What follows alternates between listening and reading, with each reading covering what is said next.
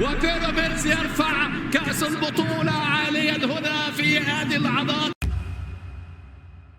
الاستثمار في عالم الكرة بقى لغة العصر ومن أسباب نجاح وتطوير الكرة الحديثة. يعني دلوقتي ممكن يظهر لنا نادي من العدم ما كناش نعرفه زمان وفي كام سنة بس يبقى من عمالقة اللعبة. وطبعا لنا تجارب خير ومثال في أوروبا زي مانشستر سيتي وباريس سان جيرمان، ومؤخرا موجة الاستثمار الضخمة اللي حصلت للأندية السعودية. كل دي كانت مشاريع واضحة من البداية، فلوس بتتصرف بشكل معين عشان يشوفوا نتيجة في النهاية، واللي ملوش تاريخ وماضي عنده فرصة يشتري الحاضر ويبني للمستقبل. لكن هنا في سؤال مهم، هل الفلوس زي ما قادرة تشتري لعيبة ومدربين ودعاية وتقوم مشروع بالكامل، قادرة برضو تشتري روح الفريق وشخصية البطل وتشتري البطولات والإنجازات؟ طبعا التجارب اللي ذكرناها دي كان عندها الرد والإجابة وأثبتوا نجاح فكرة الاستثمار فعلا. بس لو الفكرة دي عندنا في مصر هل هتنجح برضو؟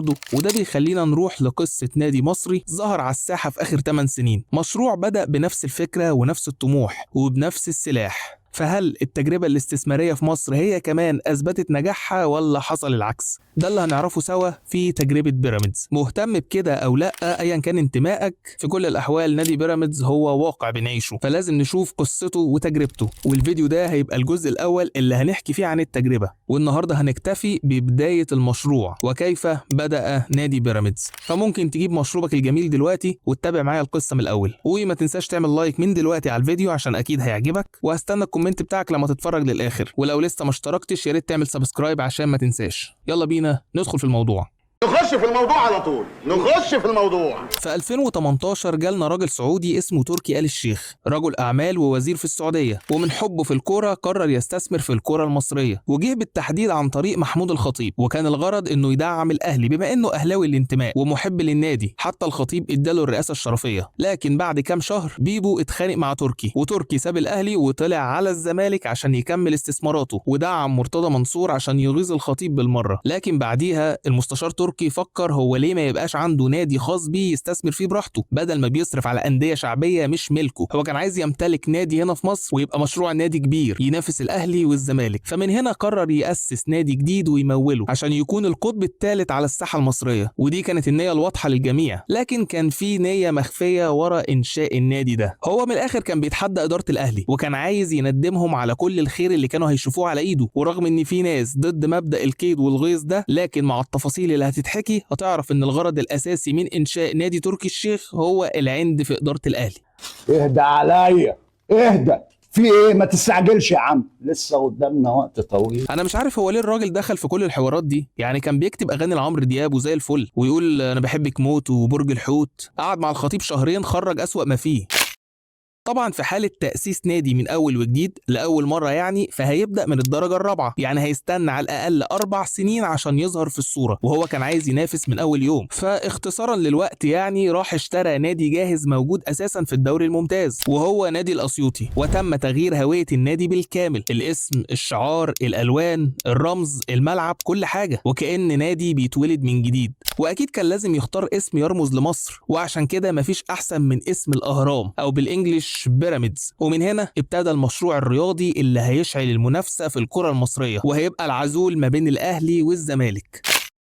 وعلى غرار الشيخ منصور مع السيتي ولا ناصر الخليفي مع باريس، تركي الشيخ وفر كل الاحتياجات اللي تخلي نادي بيراميدز ده نادي كبير ومحترم. بس قبل ما نتكلم ازاي وندخل في تفاصيل الفريق واللعيبه والفنيات، لازم نشوف الاداره اتكونت ازاي. المستشار ترك عين حسام البدري رئيس مجلس الاداره بالنادي، ومعاه احمد حسن مشرف على الفريق، وهادي خشبه مدير الكوره. وانا هنا مش بتكلم على كوادر اداريه ما حصلتش، انا بلفت نظرك لاول دليل على صحه كلامي من البدايه، وكأنها رسالة من تركي للأهلي إنه هيقوم النادي بأبناء النادي الأهلي نفسهم، وكأنه بيعلن التحدي بشكل مباشر.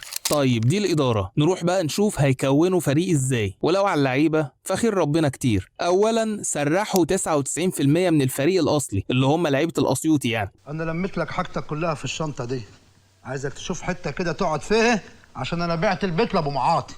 تقريبا ما فضلش منهم غير دونجا، وكده لازم يتم التعاقد مع لعيبه كتير قوي، وحصل. مسؤولي بيراميدز لفوا على كل انديه مصر وبقوا يجمعوا اللعيبه الحلوه اللي في السوق، وطبعا الصفقات كانت بتتم بسهوله جدا، ما هو المقابل المادي كبير والعقد محترم بيغري اي حد، وكله عايز يشارك في المشروع الجديد. طلعوا على الزمالك عملوا صفقه ثلاثيه، احمد الشناوي واحمد توفيق وعلي جبر، الثلاثه دول بحوالي 115 مليون جنيه، وعلى حس الزمالك راحوا جابوا عمر جابر من جالاكسي الامريكي بمليون يورو. ملحوظه مهمه في الفيديو ده بالذات، اليورو في 2018 كان ب 20 جنيه وكسور، وكان داخل كمان على ال 21.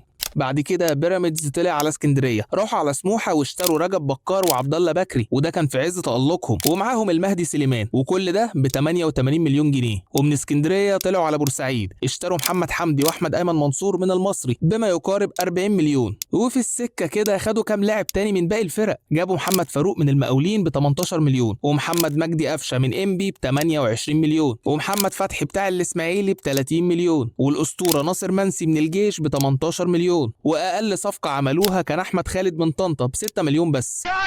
كفايه هو من سايب.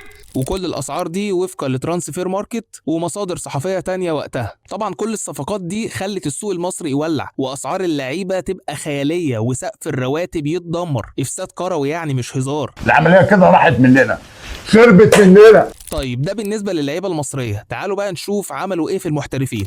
بيراميدز تعاقد مع 8 لعيبه اجانب في الميركاتو ده. هتقول لي ايه ده؟ طب ازاي؟ مش المفروض 5 بس؟ كواليس الصفقات دي اكتر حاجه تعرفك ان في حاجه مش مظبوطه، وان الصفقات ما كانتش بتتم عشان بناء الفريق قد ما كان ده شو اعلامي لجذب الانتباه. طيب خلينا نفصصها كده مع بعض.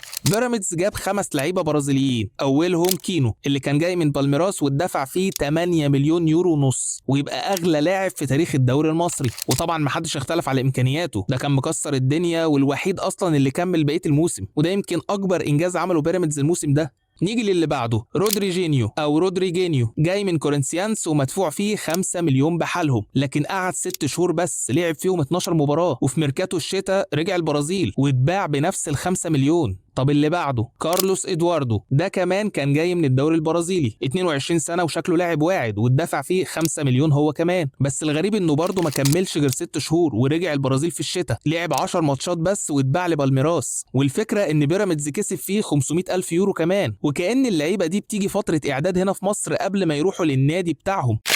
طب خلينا نكمل. اللاعب البرازيلي اللي بعد كده ريبامار، ده كان موهبه جباره، 21 سنه، كان من ناشئين بوتافوجو ومتاسس في المانيا، واشتروه ساعتها ب 4 مليون يورو عشان يلعب 3 ماتشات بس ويطلعوه اعاره. والله زي ما بقول لك كده، يعني اشتروه ومشوه من النادي في نفس فتره القيد، يعني قضى في مصر شهر ونص تقريبا بس. طب تعالى نعلى بالليفل شويه، خد الكبيره بقى. اللاعب البرازيلي الخامس اللي جابوه كان اسمه ارثر، واتدفع فيه 2 مليون يورو، وما لعبش ولا مباراه ولا نزل التمرين ولا لبس تيشيرت الفريق اساسا، ومشي بعد شهر واحد وراح الشباب السعودي في نفس فتره القيد برضه. طيب كل اللي بيحصل ده معناته ايه؟ الاستنتاج الاقرب للصح هو ان بيراميدز او تركي الشيخ يعني كان عايز يجيب لعيبه اجانب قيمتها السوقيه عاليه بالنسبه لمصر يعني، وده لزوم الدعايه والاعلان عن الفريق الجديد، وممكن نقول فرد عضلات في الدوري المصري، وكان اعلان تحدي انه يقدر يجيب اي لاعب محترف باي مبلغ، وواضح ان هم كانوا بيتعاملوا مع وكاله برازيليه بتورد لهم كل اللعيبه دي، يجوا يلعبوا كام ماتش ويمشوا قبل ما يروحوا للنادي اللي متفق عليه بعد كده. يعني وارد جدا ان يكون مكتوب في العقد بتاعهم انك هتروح لنادي بيراميدز المصري الاول وبعدين تروح للنادي بتاعك اللي انت هتمضي معاه اصلا، حاجه كده شبه الكوبري في صفقات الاهلي. والموضوع ما كانش واقف على البرازيليين بس، تعال نكمل باقي المحترفين.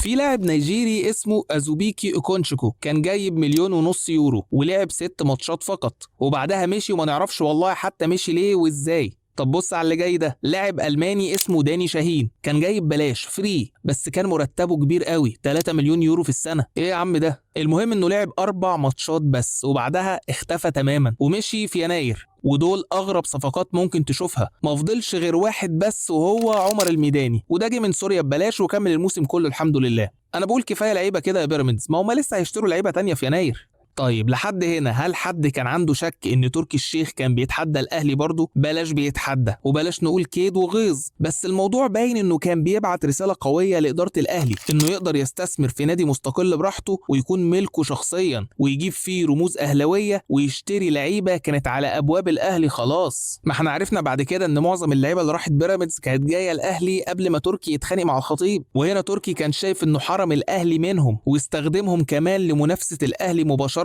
وكانه بيقول لهم بكره تشوف يا ناكر خيري. ودي حاجه مش وحشه، الراجل حقه يعمل اللي هو عايزه، وكمان بيشعل منافسه جديده في الدوري كنا محتاجينها، زهقنا من منافسه الزمالك. وبالنسبه بقى للصفقات واللي كان بيحصل فيها واللي انا قلته دلوقتي، هو لو كان كمل بكل اللعيبه اللي جت دول كان هيدمر الدوري حرفيا، لكن فلوسهم ومرتباتهم كانت هتخسره كتير جدا، ومهما كان معاه فلوس فدايما رجال الاعمال بيدوروا على المكسب ومش هيسمحوا باي خساره. لكن كان الغرض زي ما قلت هو لفت النظر والدعايه والاعلان. وبمناسبه الدعايه كل فرح لازم له اسوان وكهارب واحتفالات، عشان كده عمل لبيراميدز قناه على الفضائيات وجاب فيها عمالقه الاعلام والمحللين وفتح استديوهات وبرامج وخد حقوق الماتشات وبتعليق فهد العتيبي. لا وكمان مع كل ماتش بيجيبوا ضيوف عالميين، رونالدينيو ومايكل اوين وروبرتو كارلوس وغيرهم. الموضوع كان اوفر قوي بصراحه. على العموم هي القناه دي اتقفلت بعد شهرين بالظبط. المهم احنا فهمنا الحاله الفريده من نوعها مع النادي ده، وكان واضح ان اهم حاجه عنده هي الانتشار لفكره الاستثمار، وده خلى كل المشجعين بما فيهم الاهلاويه يبقوا متحمسين ويتفرجوا على ماتشات بيراميدز. بس كده النادي ده ناقص له حاجه، ناقص له جمهور يقعد في الاستاد. لا دي كانت سهله برضو وحلوها وجابوا ناس تشجعهم. نبدا الموسم بقى كده خلاص ونشوف بيراميدز عمل ايه في اول سنه. بدأ بيراميدز الموسم بتجميعة اللعيبة اللي قلنا عليها، وبيقودهم مدرب برازيلي، تقريبا ده كانوا جايبينه من ضمن الصفقة البرازيلية. ده كان مدرب صغير في السن اسمه ألبرتو فالانتيم، كان بادئ احتراف التدريب من 6 شهور بس، ودي كانت تاني مرة يدرب في حياته. تنطلق المباراة الأولى لبيراميدز قدام إنبي في الدوري. أهلاوي بقى أو زملكاوي أو أي مشجع كان مستني اليوم ده عشان يتفرج على الفريق الجديد والماستر ليج اللي فتح في الدوري المصري. ورغم كده لقينا بيراميدز بيكسب إنبي بصعوبة في آخر دقيقة وبجون قفشة كمان، يعني ما جاتش من المحترفين.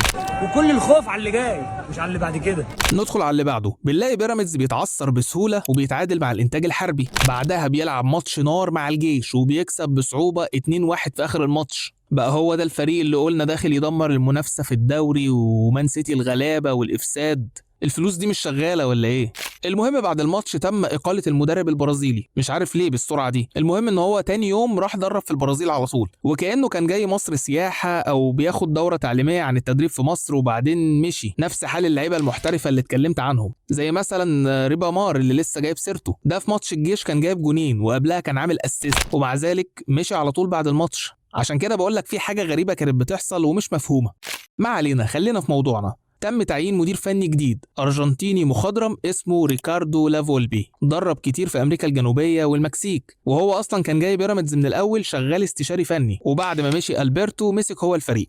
بيراميدز استمر على تقديم أداء متوسط، كان بيتعادل في ماتشات كتير قدام الجونة وسموحة وبتروجيت، وبيكسب بس بصعوبة برضه قدام المقاولين وطنطا، وختمها بقى خالص بخسارة قدام الإسماعيلي، ودي خلت صورته تتهز أكتر ويبقى زيه زي أي فريق تاني، عكس ما كنا متوقعين من الفرقة دي وكأنها كانت ضجة على الفاضي.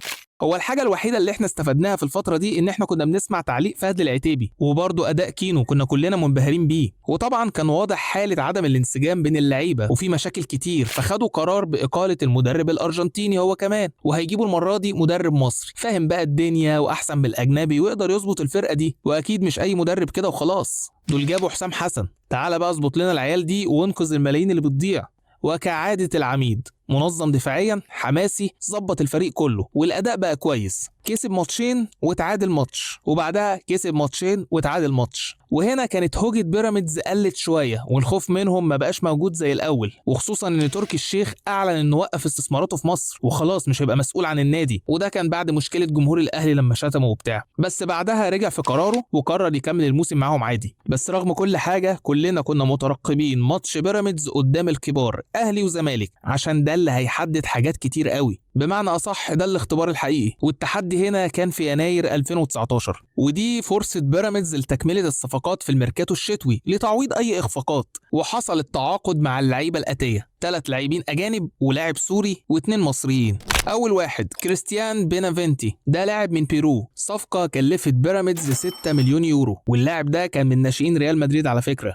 اللاعب التاني كان جون سيفونتس، تقريبا اسمه كده يعني، ده إكوادوري كان جايب أكتر من 4 مليون يورو. وجابوا معاه إيريك تراوري من بوركينا فاسو، ده كان جاي من المقص عادي بس اتدفع فيه 2 مليون 650 ألف يورو. المفاجأة بقى هي اللاعب السوري عمر خربين، افضل لاعب في اسيا في 2017، ووجوده لوحده في الدوري المصري كان حاجه حلوه قوي. نروح للمصريين اللي جابوهم ساعتها. جابوا عمرو مرعي، ده سيبك منه. تعالى لصفقه الموسم وكل موسم. يوم ماتش الاهلي وبيراميدز الصبح، عبد الله السعيد وصل من السعوديه ومضى لبيراميدز في المطار تقريبا، واتسجل واتأيد عشان يلعب الماتش ويكمل احلى سيناريو لانتقام تركي الشيخ من الاهلي. المطلوب حصل، وبيراميدز كسب الاهلي بنتيجه واداء، وكده بيعلن ان هو فعلا فريق قوي. لكن الغريب ان هما بيتعثروا بعدها قدام المصري والانتاج الحربي، وكأن تركيزهم كله في ماتش الاهلي وبس. وبعدها بيلعبوا الزمالك، بيقدموا احلى ماتش في الدوري، هو خلص تعادل بس كان نار، ماتش هربان من البريمير ليج.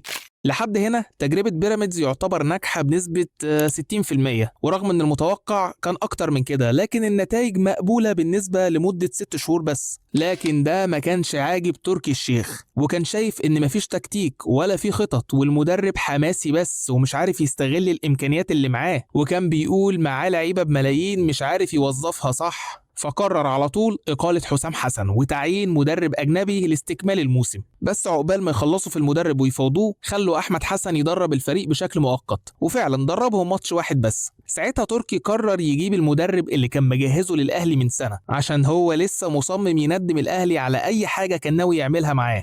الأرجنتيني رامون دياز، مدرب تقيل ومرتبه تقيل برضه، ومن هنا قلنا بيراميدز فعلا هيتحول على الدوري كله. وفي الوقت ده تركي الشيخ أعلن إن هو هيسحب استثماراته من مصر، وهيشيل إيده من نادي بيراميدز تماما، وهيسلمه لصديقه سالم الشمسي. لكن كلاكيت تاني مرة بيرجع في قراره، ويبقوا الاتنين يعتبر شركة في النادي.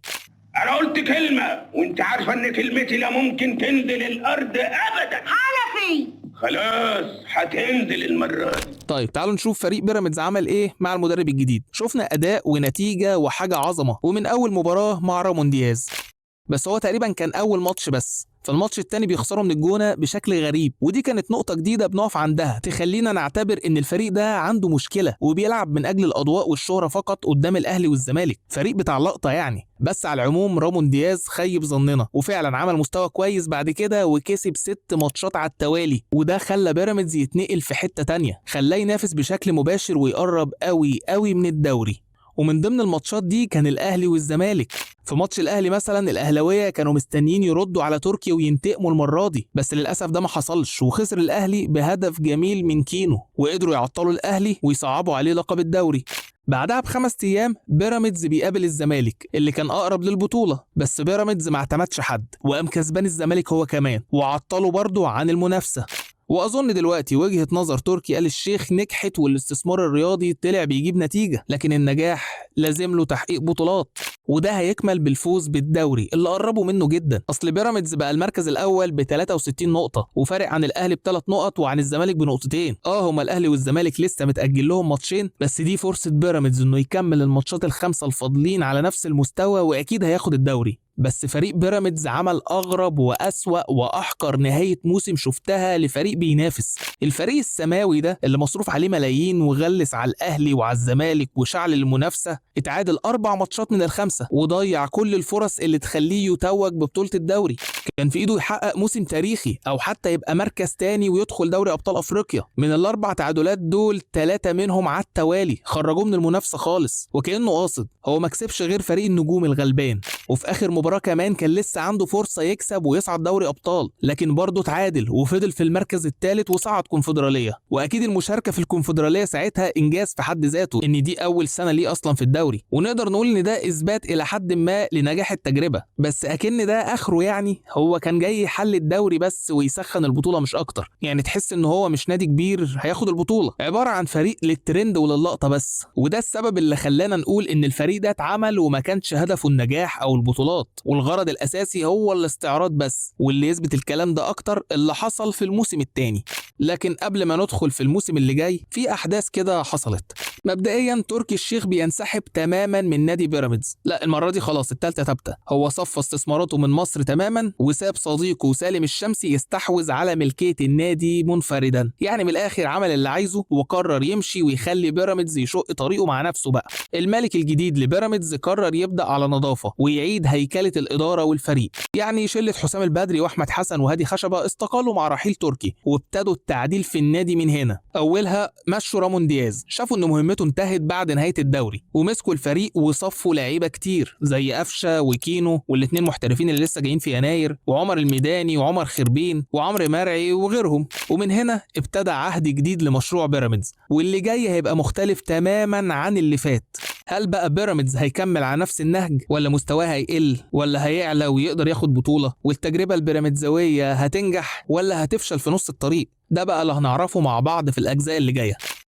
لو عجبك الفيديو ومهتم اعمل لايك وقول لي رايك في الكومنتات، وما تنساش تعمل سبسكرايب عشان تشوف الاجزاء اللي هتنزل بعد كده. يلا انا خلصت، اشوفكم على خير، سلام.